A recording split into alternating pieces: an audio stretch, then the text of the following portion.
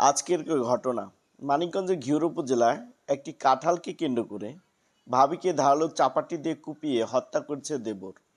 এই ঘটনায় দেবর রাকিবকে গ্রেপ্তার করে দৃষ্টান্তমূলক শাস্তির দাবি স্বজন ও এলাকাবাসীর। পুলিশ এবং পিবিআই বলছেন দেবর রাকিবকে ধরতে অভিযান চলছে। আমরা সেখানে গিয়েছিলাম, দেখেছি অনেক স্বজনদের কান্নার ভারী হয়ে উঠেছে নালিগ্রামের ওই বেড়িবাঁধ এলাকা। মেয়ের নিথর দেহ দেখে মা ও ভাগ্নির কান্না থামছেই না। পুলিশে জানায় নিহত শোভা বেগমের বসতবাড়ির পাশে দুইটি কাঁঠাল গাছ ছিল। কয়েক মাস আগে রাকিব নিজের ভাগের গাছটি কেটে ফেলেন। শুক্রবার সকালে সালামের স্ত্রী শোভা অপর গাছ থেকে কাঁঠাল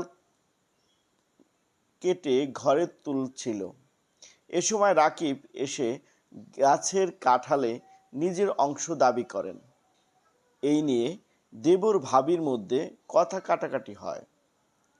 এক পর্যায়ে রাকিব ক্ষিপ্ত হয়ে ঘরে গিয়ে একটি ধারালো চাপাটি এনে শোভাকে এলোপাথারি কুপিয়ে জখম করেন।